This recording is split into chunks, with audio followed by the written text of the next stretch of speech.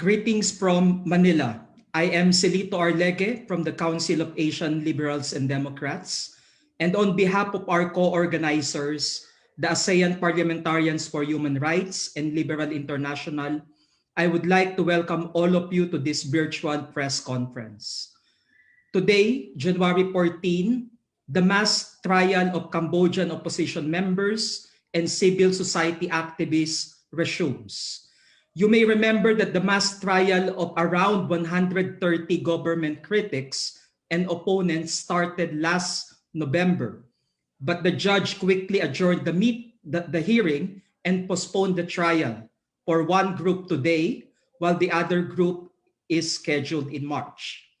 Virtually all of the defendants have been charged with conspiracy to commit treason and incitement to commit felony, which together carry a maximum penalty of 12 years. These are very serious charges, and this is why some of those charged who are living in exile are attempting to return to Cambodia and face the court. One of them is Musukua, Vice President of the Cambodian National Rescue Party, and she is joining us today. This will be the flow of the press conference. I will give Musukua and our two other speakers time for short statements, after which I will open the floor for questions from our friends from the media. Preferably, the questions can be asked live. Just raise your hand, click the raise hand button in the Zoom platform so that I can be alerted. But should you wish, you can also type your question in the Q&A box. So let's begin. Madam Sukua, so why are you returning despite the odds stacked against you? What is the message that you want to convey to the Cambodian government, the Cambodian people, and the international community? Madam Sukua, you have the floor. Thank you, Lito, and thank you to all members of the media for being here. Thank you to Kun Kiet and Kun Kasit. This press conference is really important. The question is very important because it concerns the justice. It concerns justice for the people of Cambodia. I am returning to Cambodia. It is my right. That's number one, my constitutional right to go home to your own country. Number two, I am going to Cambodia to face trial. There is a trial going on right now as we are talking. It is a mass trial of 61 members of the opposition, leaders of the opposition. I am being put on trial right now as we speak in the court of Cambodia, in the municipality court. Mr. Samnasi, the leader of the opposition party, one of the leaders of the opposition party, is also put on trial. A quarter of the defendants that are being trialed right now are outside of Cambodia. They cannot go back in either. I am going back to Cambodia also to be with members of the opposition party, the Cambodian National Rescue Party, that are being put on trial and that are being silenced and that are being pursued by the Hun Sen regime. And now, as you can see, these trials point to the weaponization of the justice system in Cambodia. That cannot be allowed. And by going to Cambodia, we make a very clear call, a call for national unity. We are willing to go to jail, but at the end of the day, we want peace, real peace, which starts with a dialogue and the end of this political charade. The fact that the government of Cambodia has not given me a visa on my US passport. The government of Cambodia has revoked my Cambodian passport. And the spokesperson of the government of Cambodia has made it very clear that people, the opposition members, leaders who are put on trial are not welcome in Cambodia. Now, what's the logic of this? Cambodia is being watched by the world community, by the region. In the next few years, Cambodia will chair ASEAN. What is the message for ASEAN? What is the question that ASEAN has to ask itself right now?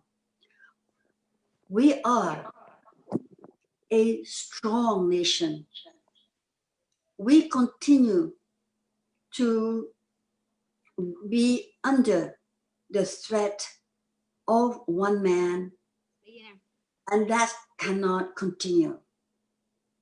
We want a rule of law. If Mr. Hun Sen scenario is to eliminate the Cambodian National Rescue Party, the main opposition party, and don't forget that Mr. Kam Sokha, the leader of the opposition party, is also prosecuted.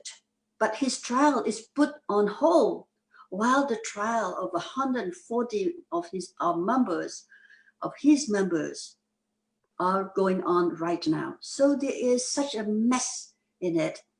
This mess is caused by just one thing, the scenario of Mr. Hun Sen, who wants to continue to make sure that his party will win all the seats in parliament as in the election in 2018. The world community that has invested billions of dollars for over 2 decades for human rights, for democracy, for rule of law, for peace in Cambodia must come together, act together with one voice and send a very clear message to Mr. Hun Sen that it cannot, the world community puts human rights and democracy first. We ask for strong measures which consist of targeted sanctions, such as the use of the Global Magnitsky Act, freezing the assets of the high-ranking officials of Mr. Hun Sen, those who have undermined democracy, visa sanctions, or for those, the same high-ranking officials who have been using their power to undermine democracy, to spread fear among the people, and to keep silencing the opposition. This game of weaponizing the justice system must end. We have to put Cambodia back on track, which is democracy. And we have to also avoid these severe, very severe, grave violations of human rights, because Cambodia could be facing more economic sanctions from the European Union or from the US, the United States. And we do not want our people to suffer because Mr. Hun Sen has his own agenda. Thank you. Thank you so much, Madam Sukua. And I have to say that we really admire your commitment and courage to return to Cambodia, despite the reality that you may not get a fair trial and afforded due process. So we really salute you on that. Kun Kasit, being a former minister and a diplomat, what do you think are the political and diplomatic mechanisms that can be used to ensure Musukuwa's and other CNRP officials' safe return to Cambodia? Kun Kasit? Thank you. Good morning to everyone, and thank you for this opportunity to express my view and my profound concern for the situation in Cambodia. before answering your question, what the international community and ASEAN should do, let me say something from a very personal point of view. First, as a Thai who shares the common heritage of the Hindu Buddhist civilization with all my Cambodian brothers and sisters, in that sense, I am deeply concerned what has been going on in Cambodia for the past at least 20 years. Let me recall that Cambodia and the Cambodian people for the past 30, 40 years have gone through many hardship, and so many of the sad happenings and so on. The civil war, the atrocity of the Khmer Rouge, the Vietnamese occupation of Cambodia, and I think the millions of Cambodians have died. A lot have become the refugees, and being some were being repatriated. Some were have a settlement in third countries and so on. So, but by the late 1990s, Cambodia did find the first phase of peace under the United Nations auspicious administration, and eventually it joined the ASEAN community family. So there was optimism about 20 years ago that peace, prosperity, and stability would have come back to Cambodia. And I think every other ASEAN members and citizens did have hope and were, I think, wishing that Cambodia will emerge from the past traumatic experiences to become a peaceful and developing country, and eventually to become a developed country. But it is sad that after all the troubles in the 1970s, 1980s, and so on, the past 20 years, the happiness and prosperity have not come forth. Why? I think there is only one answer. The wish of only one particular person to have a complete control of the Cambodian people and of the Cambodian nation state. So in that sense, I would like to personally appeal to Somdet Hun Sen, the Prime Minister of Cambodia. You have been in power for almost 30 years. You have fought for what you deem to be right and for the future of Cambodia. And now I think you are approaching 70, you are about 70 years old. But instead of releasing the hold on power, you have become more authoritarian, more cruel to your own people, and especially to those which have a dissenting views and so on. And my question to Somdet Hun Sen as a fellow Buddhist is, what is this karma? What is this type of action? Don't you as a Buddhist have any concern at all for the life that would to come after? And what would be the legacy that would you be leaving for Cambodia? I could foresee nothing but chaos and more conflict. What would happen to all your children and your grandchildren? Would they be able to defend themselves in a few years after you died in a few years' time? So why not, as a good Buddhist, think about of the present and the future by doing what must be done, giving the freedom to all the Cambodian people, play by the rules of the game of democracy, respect human rights, respect the individual freedom. So this is my personal appeal to Somdet Hun Sen, the long-held Prime Minister of Thailand, of Cambodia. Please end this totalitarianism under your guidance and let Cambodia start again. And you can do easily, you can do it at this very moment, at this very second.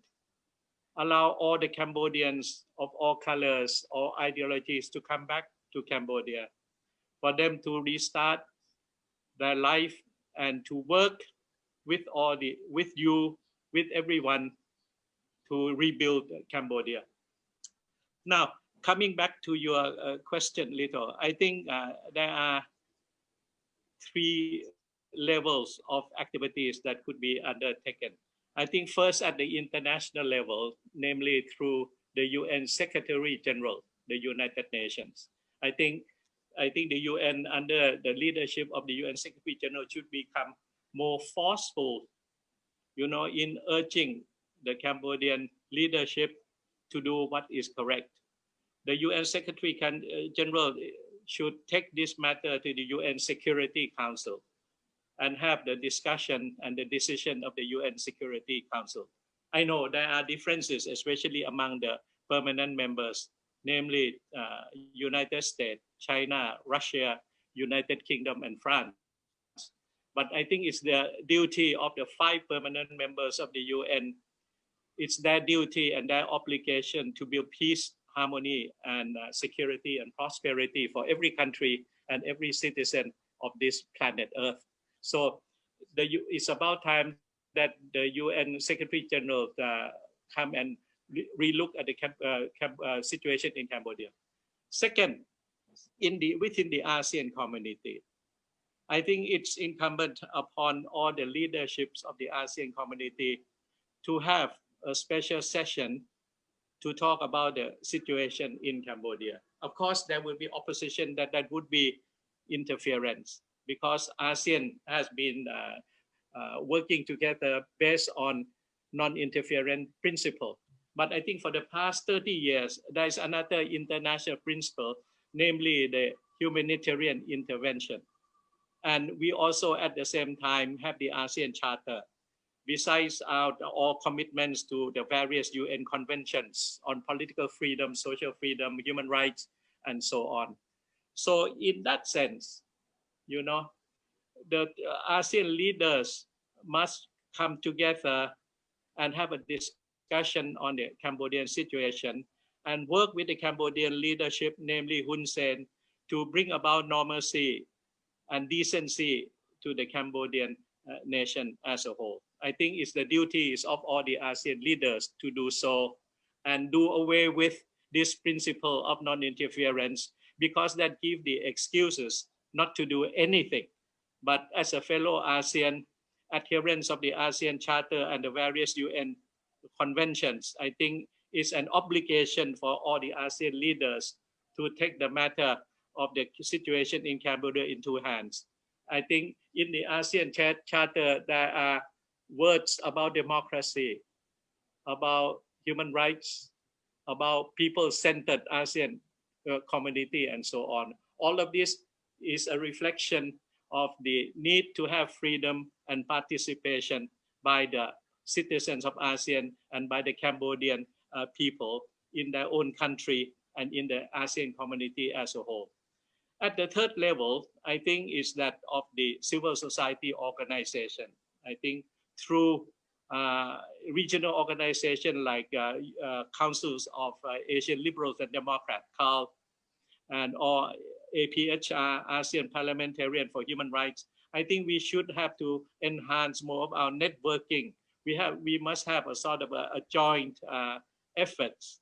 We can out with recommendation, with papers, we could appeal to all the players, actors inside the ASEAN community, in the Asia-Pacific region, and in the international community as a whole.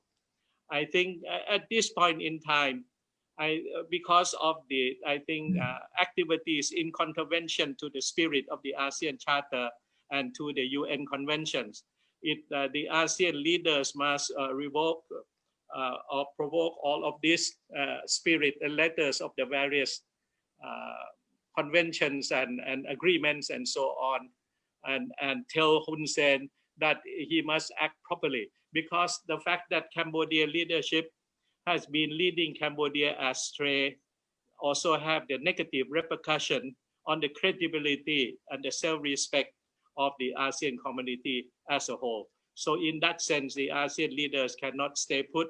At the same time, the political leadership of ASEAN should work more closely with regional organizations like CAL or APHR. Thank you.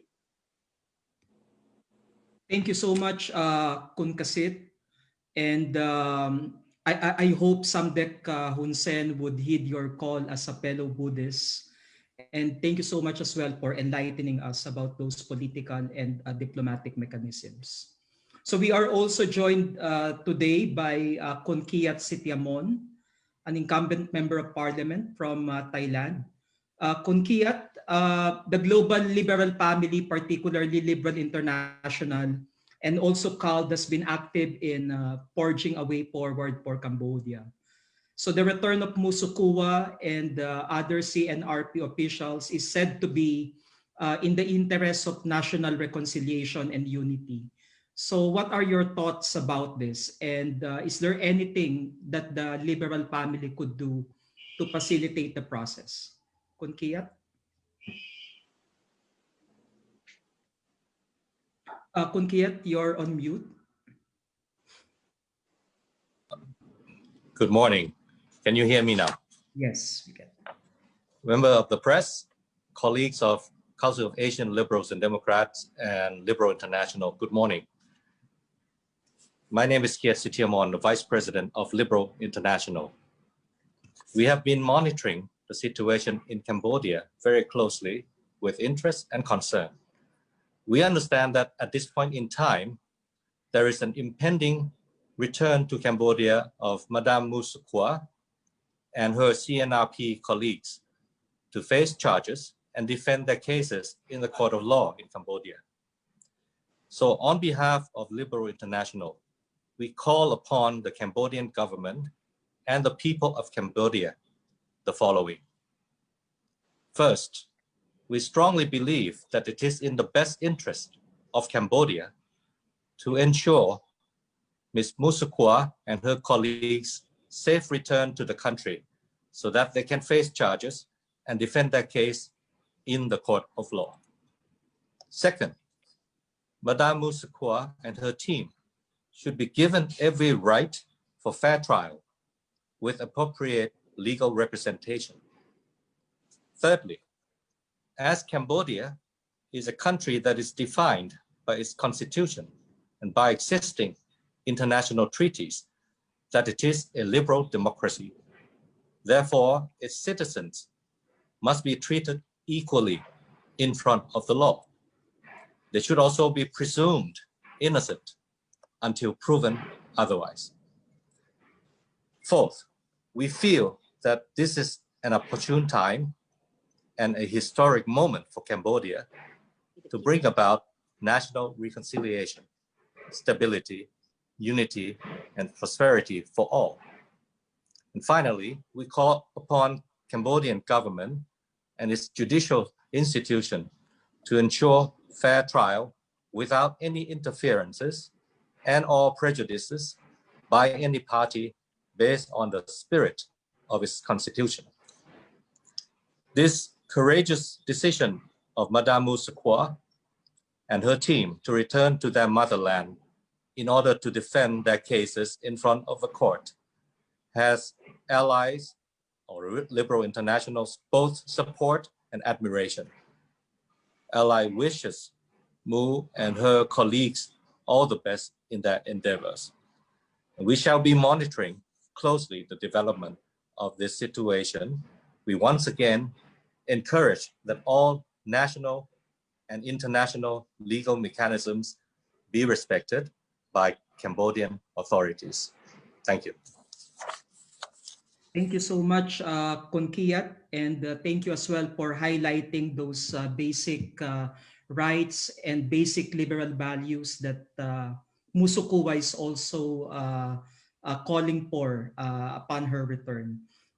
Before I open the floor for questions, please allow me to read the statement from CALD Chairperson Senator Kiko Pangilinan, who unfortunately could not join us today due to a prior commitment. But this is his statement, and I quote, "On behalf of the Liberal Party of the Philippines and the Council of Asian Liberals and Democrats, we express our full support to Musukwa and her colleagues at the Cambodia National Rescue Party as they appeal for re-entry to Cambodia to attend their trials. Aligned with the principles of democracy, We in CALD firmly believe that everyone has a right to fair trial with respect to justice and human rights. The continuous persecution of the political opposition in Cambodia is an alarming trend that has no place in a democracy that Cambodia claims to uphold.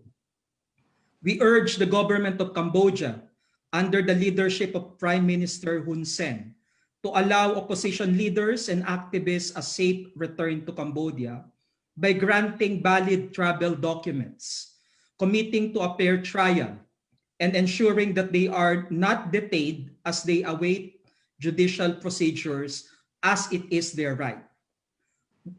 The Council of Asian Liberals and Democrats is committed to monitor these proceedings to ensure that it is aligned with international humanitarian conventions. CALD also stands firmly with the Cambodian National Rescue Party in condemning their questionable dissolution in 2018 and the rampant arrest of its members, supporters, and activists. We in CALD join the call for a peaceful action for democracy, justice, human rights, and national unity in Cambodia. End quote. Okay, so on that note, we are opening the floor for questions from our friends from the media. So we have two questions here. So let me read them. One is from Peter Gustafsson, so I hope I pronounce it right, of Swedish National Radio. So his question is, what role do China play in this? It is clear that China wants Hun Sen to continue to govern Cambodia. So maybe this is a question that Madam Sukua can respond to. The presence of China in Cambodia is of grave concern, and it cannot be denied. Why? Because the villagers who have land, who are the communities where they used to fish, they used to farm, are now taken away from them to be given hundreds of thousands of hectares of land to Chinese companies that are backed, that are actually affiliated with the Chinese government and the military of China. That is a fact. And if Mr. Hun Sen wants to challenge us on that, then we call on Mr. Hun Sen to allow a true independent committee to investigate the situation and to allow Cambodian civil society, to allow members of the opposition to have the right to express themselves and not be put in jail. This situation with China is a very serious situation, not just for Cambodia, but also for the region. The presence of China also intrudes on the sovereignty, the neutrality of Cambodia, and this cannot be tolerated because it put into danger our nation, and it is a total violation of our constitution and the principles of the Paris Peace Accord, signed even by China on the 23rd of October, 1991. Thank you so much, Madam Sukua. It appears that Kun Kasit would like to respond as well. Kun Kasit? Kun Kasit, you're on mute at the moment. Kun Kasit, you are on mute.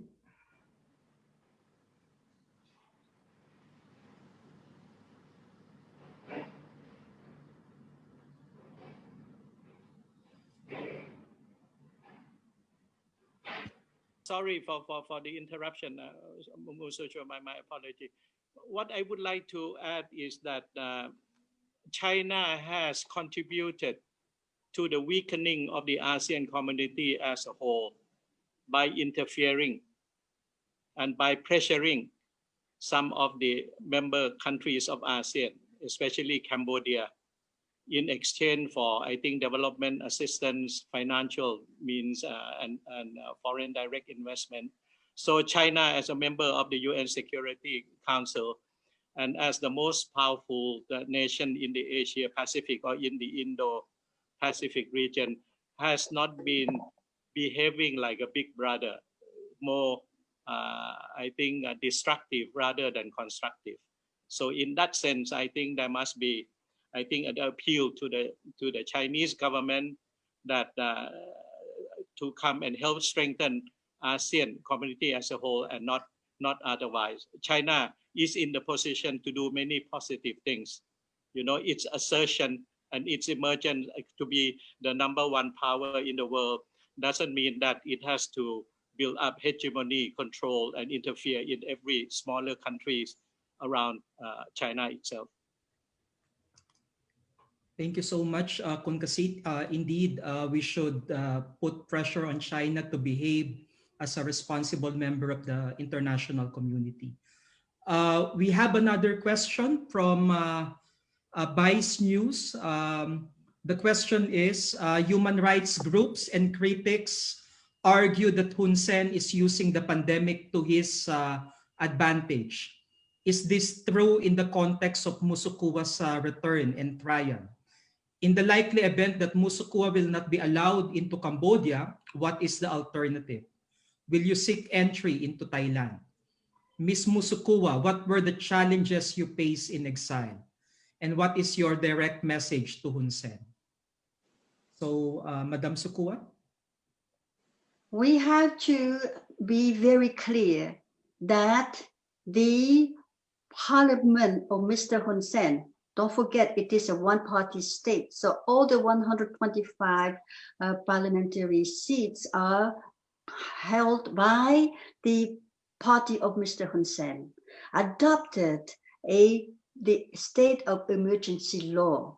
Therefore, Mr. Hun, and in less than 2 weeks, in the context, Mr. Hun Sen needed, he said he needed, but he would not use it, but he needed it for in case of under the pretext of COVID-19. So he can call on use the state of emergency law anytime he wishes.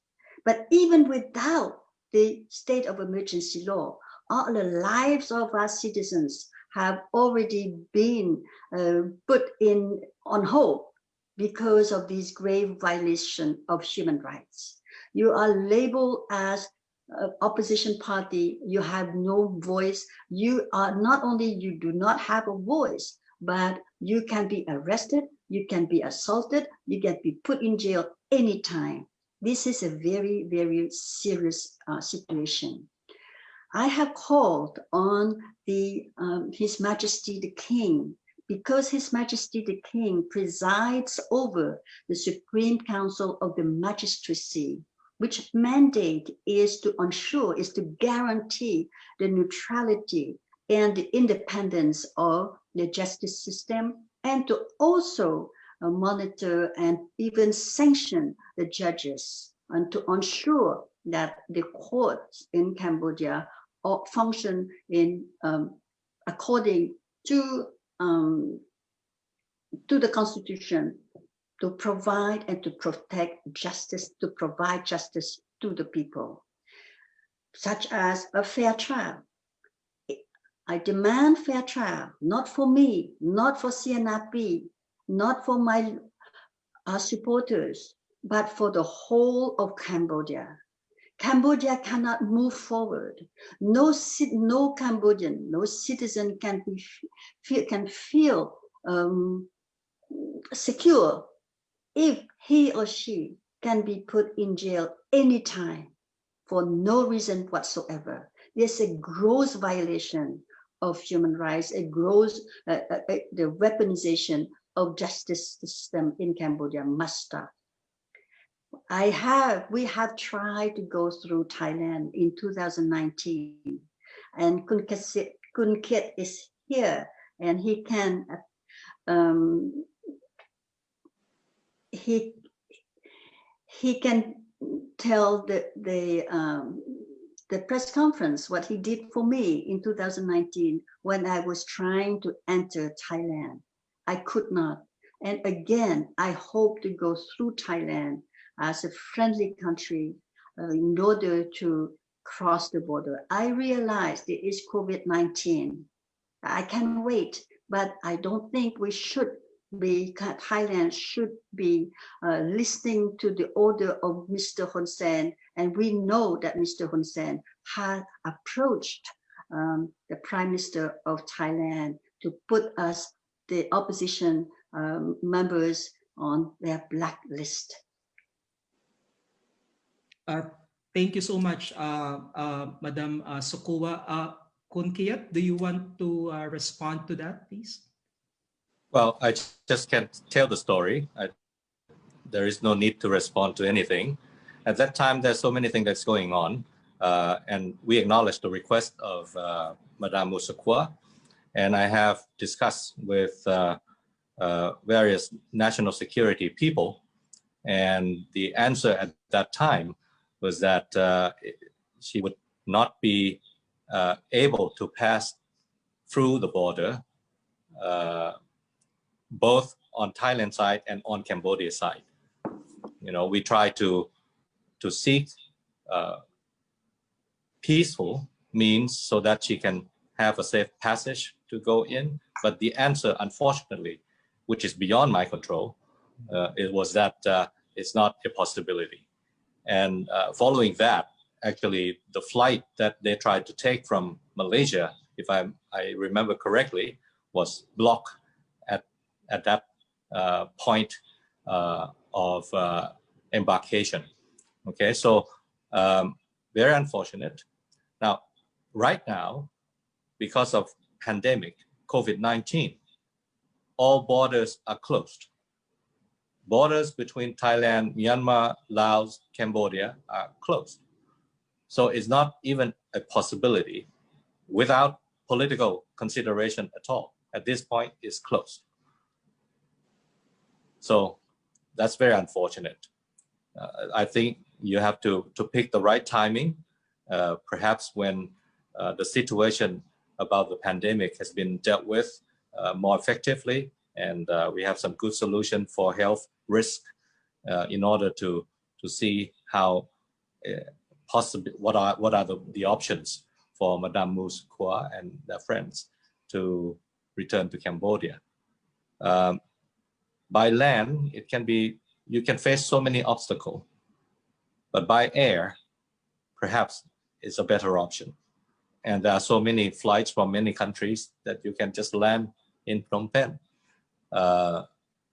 And I hope that with this press conference, and with all the expressed intention, good intention and goodwill on the part of CNRPs and Madame Musukwa, I hope that Phnom Penh and Hun Sen's government would welcome this opportunity to actually deal with the conflict in a peaceful manner and with inclusiveness of all parties. Thank you, Kun Kiat. I just have to say that when Sam Rainsy and Musukwa attempted to return in 2019, we have been in close coordination as well with Kun Kiat and our friends from Thailand. And there are so many things that were done behind the scenes. But unfortunately, well, not all the power is in their hands. So we hope that this time it would be different, and it will be in our favor. Unfortunately, the pandemic is also imposing additional restrictions on travel. And I understand that Madame Musukwa also had to alter her itinerary a number of times because of these restrictions. We have another question. Can I come in? Yes, please. That's it. You know, my Prime Minister, General Prayut Chan-o-cha, has said many times, and I think he will say it again, that he was democratically elected. So what happened last year, refusing Som Rangsi and Mu Sushua to go through Thailand to go back to Cambodia was, I think, shameful. Let me say that. That's the first point. Second is that coming back to the original question of the human rights and so on, I think COVID or no COVID, Hun Sen moves to become the totalitarian leadership of Cambodia. So he will do whatever he could in order to do away with any type of opposition and dissenting voice. So let me go back to what Mu Sochua has said at the beginning. I think with non-response on the part of Hun Sen, then I think the international community would have to come in, the United Nations in particular, and I think members of the UN Security Council and all the major countries, United States, EU, Japan, and so on, in particular, must work on these targeted sanctions for the whole Cambodian parliament at the moment, for all the Hun Sen, his cabinet, his political parties, his associates, the senior bureaucrats, and so on. They must be sanctioned, I think, in order to put the message across. I think this is very important, because if you don't play the hard game, Hun Sen doesn't understand. You know, the appeal, the soft diplomacy could be coupled with, I think, a threat of using a more targeted approach. I think this is very, very important. It's about time that we put, I think, the whole thing across to Hun Sen, that he must behave, you know, decently and play by the international rules. I think this is very, very important indeed. And I think in that sense, the ASEAN leadership now under the chairmanship of Brunei can take a more assertive, proactive role. I think this is very, very important indeed. Now, coming back to the trial itself, I think it's not only the fair trial. I think that's not the point. The position of the ASEAN Parliamentarian for Human Rights, APHR, is that the trial should be done away with. There should not be any court cases and so on, because the charges against Mu Sochua and her more than 100 colleagues were being trumped up with the political reason and so on, and using the judicial process only as a means, political means to get rid of opposition and so on. So there should not be trial and at all. And I think the international community, the ASEAN community and so on, must demand that Hun Sen ends all of this, I think, farce of a judicial process immediately. Thank you. Thank you, Kun Kasit. So we have two questions here which are related. Madam Musukuwa, I understand that you tried to apply for a visa because your passport was canceled a couple of years ago, and now you need a travel document. You need a visa in order to enter Cambodia. But the embassy in the United States was not very responsive to your visa application. So for this reason, there's a real possibility that you would be denied boarding on your flight to Phnom Penh. So what are the alternatives should this happen, and how can we prevent the repeat of what happened in 2019 when you also tried to enter Cambodia together with Sam Rainsy and other leaders? The Cambodian embassy in Washington, D.C. closed its doors on us when we went to ask for travel documents as Cambodians. No, then we went with our US passports because some of us have dual citizenship. Our application for a visa on our US passports have not been granted at all. And the spokesperson has said Musukur and her colleagues will have to find their own way back to Cambodia. What kind of a government is this? Can Mr. Hun Sen call itself this government or the royal government of Cambodia? What kind of rule of law is this? Last year, when we went in, there was no trial. This year, there is. Mr. Hun Sen went ahead and pushed all the way through to get us into court. And there is a trial. So Mr. Hun Sen and his regime, at least that's why we call on the Supreme Council or the Magistracy, His Majesty the King, to intervene in this case. For fair trial, for due process, it starts with administrative due process. The papers for the defendants to be present at their own trial. We cannot accept, and the international community cannot accept trial by absentia. No way. If Cambodia wants to be seen as a legitimate member of the international community of the United Nations, play the rule, comply with the rules. Cambodia is signatory to so many UN conventions, and all this right, the right for a human being, for a citizen to return home, is a fundamental human right. That is clear and simple. But if it is for Mr. Hun Sen to fulfill his agenda, which is to silence the opposition, as I said earlier, there are elections coming up in next year for local elections. In 2017, the opposition, our party, did very well. We gained over 5,000 seats at local level. 2023, the next year, there will be general election. There cannot be another fake election as in 2018.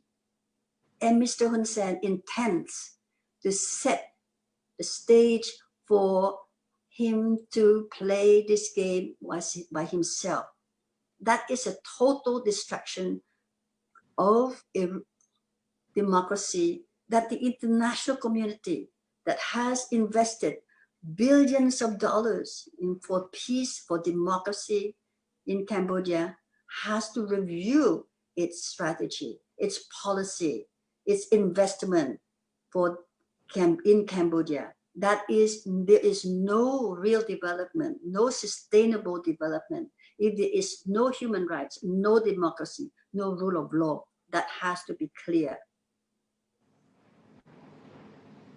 Thank you, Madam Sukua. There is a question here addressed to all the panelists.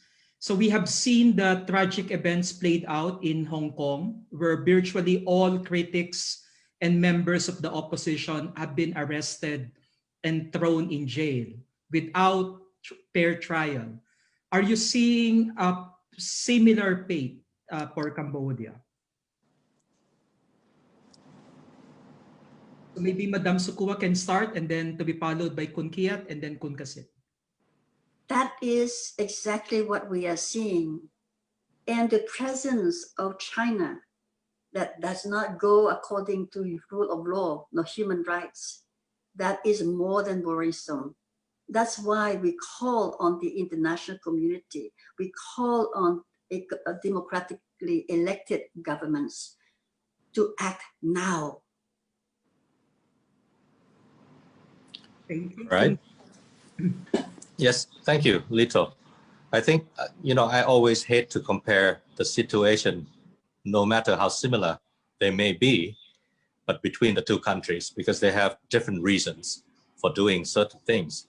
I think the case of Cambodia, but you can always categorize this about based on the same use of power, and it implied undemocratic nature of the thinking of the government. I believe that in both cases, the similarity is that the ground for arrest is not very valid. Okay. In case of Hong Kong, there are a few cases where the violence took place and there were damage to properties.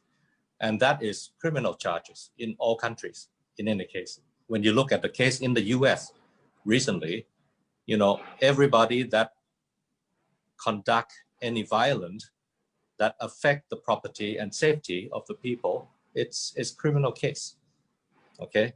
However, now, calling for democracy, calling for the government to respect the will of the people, that is always correct and is always justified based on the values of human rights. And in that sense, the case of Cambodia and the case of Hong Kong may have some certain similarities. In my view, the case of Cambodia, those who are subject to cases or alleged violation to the law have not committed any criminal action at all. So in that sense, what happened in Hong Kong and in the US is different from Cambodia. So in case of CNRP, the party was dissolved based on whatever reason, which is totally unacceptable by international community standard. That's a start. And then with all the cases imposed, allegations imposed to all the members in such a way that they all have to leave the country for their own safety. That is also an act of violence on the part of the government itself. So in that case, I would take this opportunity to once again plead to the government of Cambodia to respect the human rights of their own citizens and to allow them to go back peacefully to fight their cases in the court of law, and also to see their own constituencies and see the support of the people of Cambodia in their struggle for the betterment of the country. The struggle of CNRP members in the eyes of Liberal International is clear. They're not doing it for themselves. They're doing it for the benefit of Cambodia as a country and their people. So we urge it. We take this opportunity to urge the government of Cambodia once again to allow safe passages, provide all documents for their citizens to return home and to fight their cases over there. Thank you, Kun Kiat. Kun Kasit? I think what has been happening in Hong Kong is a reflection of the weaknesses of the leadership of China and the Communist Party of China in particular, that this one-party system is afraid of multi-party system, is afraid of freedom, is afraid of a few, progressive-minded students of Hong Kong. It's a reflection of weaknesses rather than strength. And the only way to maintain their power and hegemonic influence and so on is to use force and coercion. It doesn't bode well, it doesn't reflect well for the Chinese leadership as a whole. It's not only a few, I think 1 or 2 million Hong Kong people, but I think one must not forget also that 1.4 billion Chinese are also under control and surveillance. I think we have to work more, not only with the Hong Kong people, but with the Chinese people in particular, for them to, I think, obtain freedom as all of us do wish. And I think what is happening in China is it's something that Hun Sen likes it. So I think we must face the reality that democracy is not an acceptable ideology for Hun Sen. So we all have to work hard in order to change him. And if not, I think we have to work together to get rid of him, by peaceful means, of course. I think the ASEAN community, I would have to come back again, have to think hard. How can you allow a member country to keep on destroying its own country and its own people? I think when Cambodia joined ASEAN, it's not only to come and to take, it's an obligation on the part of Cambodia under its leadership, Mr. Hun Sen in particular, also to contribute to the ASEAN as a whole. And so far, for the past 20 years, he has not been doing that. The situation has worsened. He somewhat helped to undermine the integrity and the respectability of ASEAN as a whole. So the other 9 ASEAN leadership cannot stay put. They got to do something.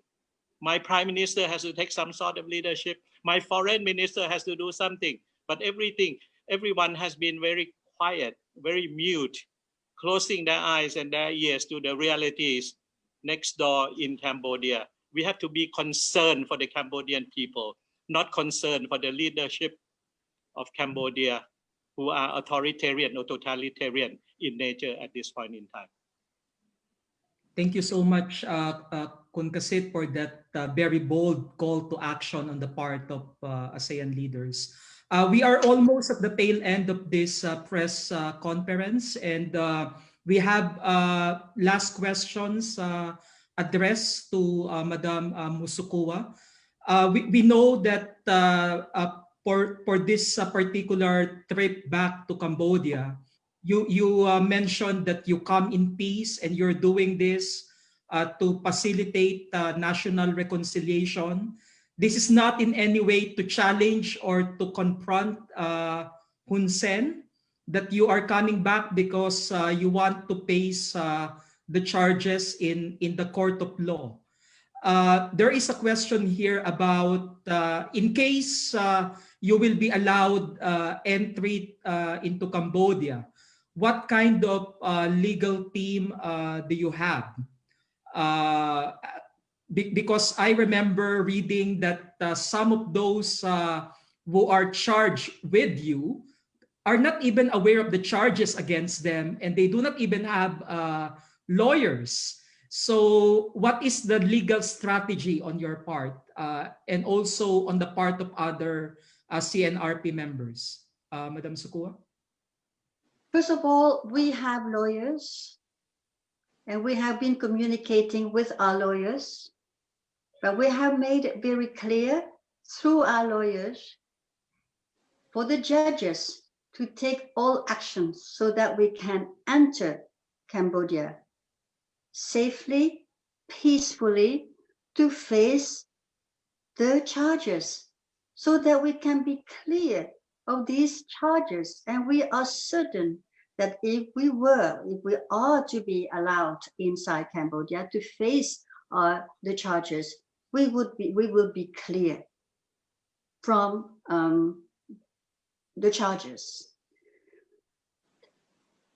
Moving forward, the worst scenario is that we go in and to be arrested. We are willing to go in to be arrested. We're willing to travel in this moment where it is, how difficult and how dangerous it is for our health, for our safety because of COVID-19. But we are willing to go through that.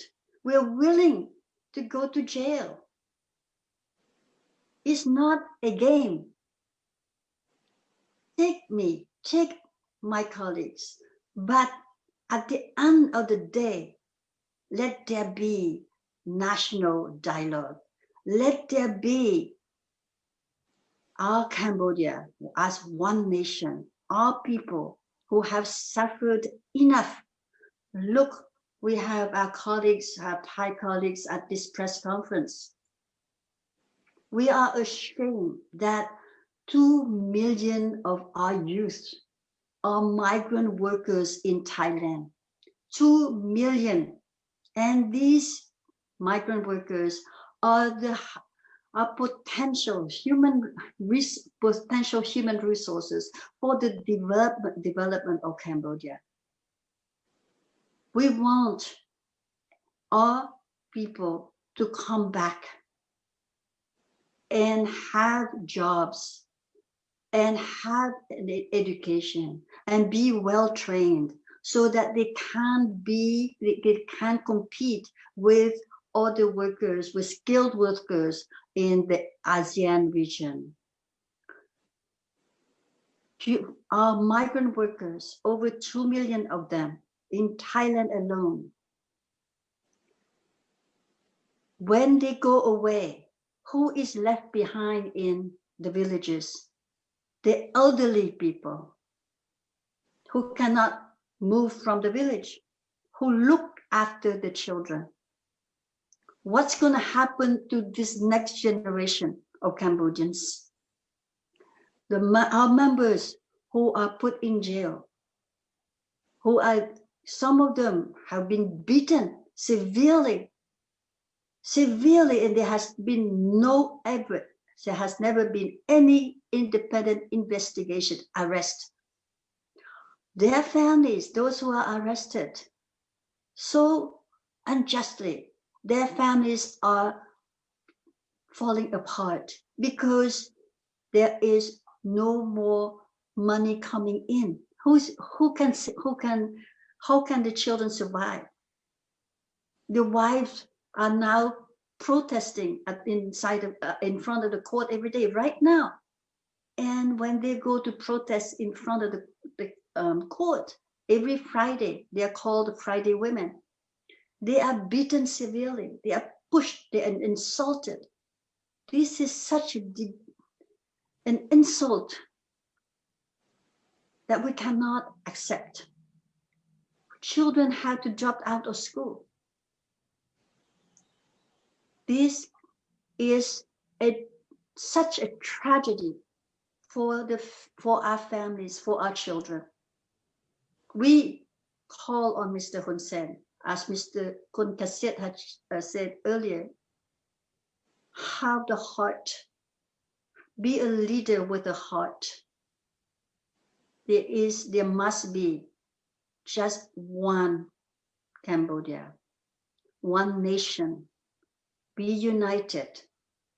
And we call on Mr. Hun Sen to be brave, to be dignified, and compete fairly, squarely at the next election. Whoever wins, let the people choose. Let the people define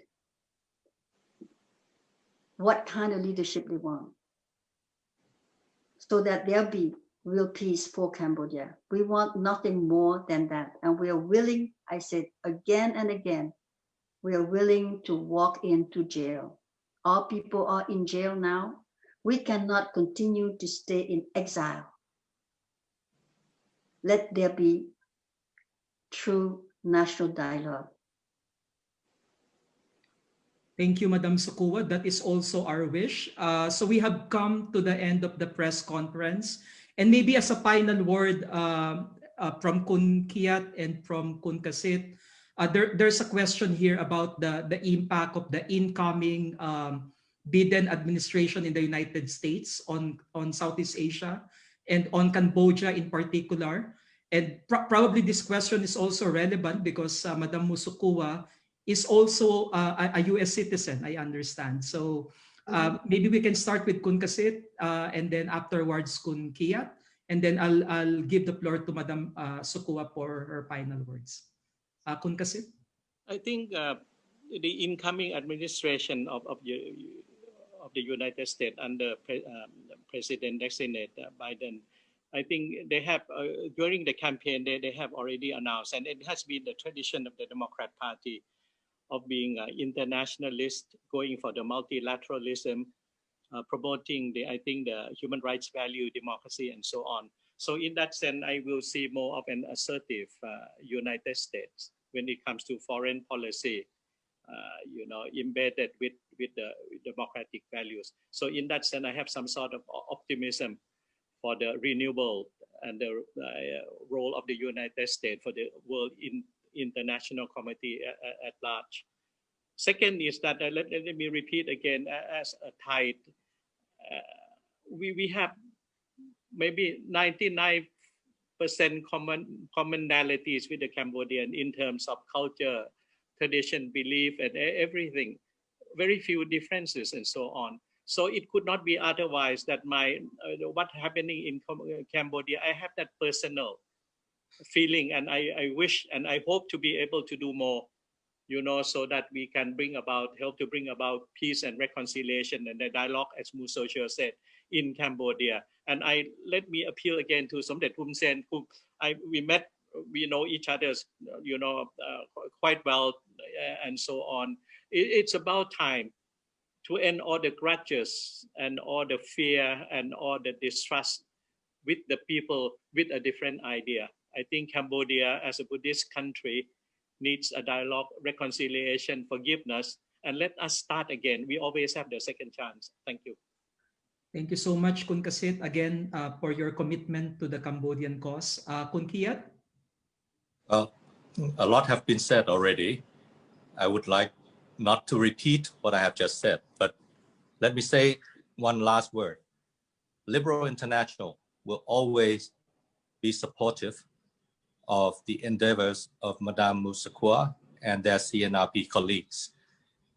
And we admire their long time struggles for the right cause, not for themselves, but for the people of Cambodia. That is truly admirable. So we wish you best of luck, and whatever we can do, as myself, a Thai citizen, member of parliament, and also as Liberal International, we will do our best for Madame Musakwa and all members of CNRP. Thank you. Thank you so much, Kun Kiat, and please convey our sincere gratitude to Liberal International, who have always been a staunch supporter of the cause for democracy and freedom in Cambodia. Madam Musakwa, you have the floor right now for some final words. Can you confirm that you will proceed with your plight this coming Friday, no matter what happens? No matter what happens, I don't know where I will be stuck, but I still continue to have the hope, even if this the slightest hope.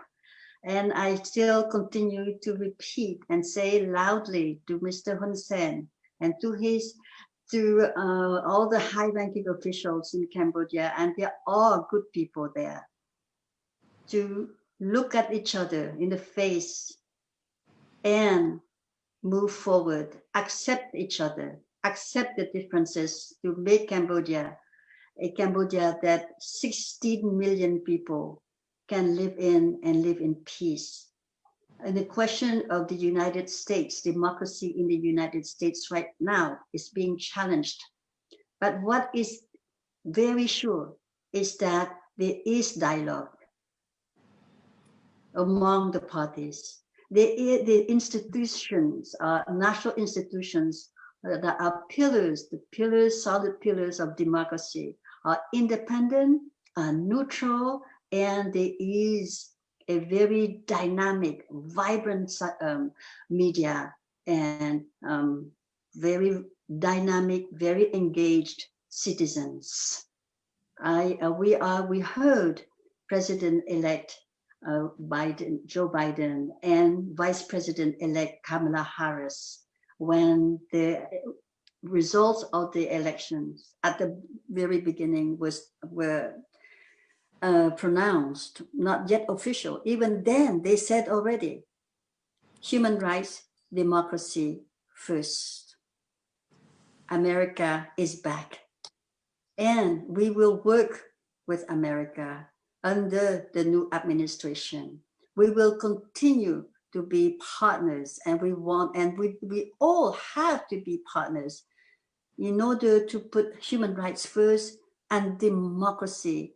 And without democracy, there will not be justice. There will not be a voice, any vibrant voices that make each nation, each society, real foundation for generations to come. I am hopeful. I remain hopeful.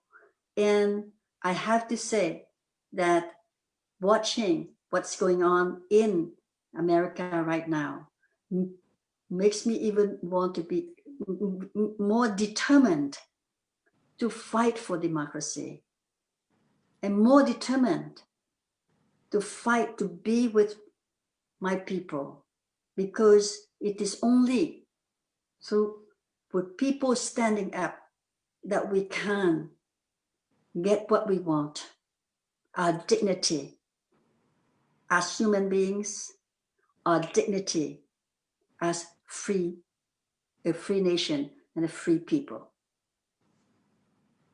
Madam Sukua, with political leaders like you, we too remain hopeful for the cause of democracy and freedom in Cambodia. We want to say the same thing. We want to say the same thing to the people of the Philippines. Thank you so much, Madam. You.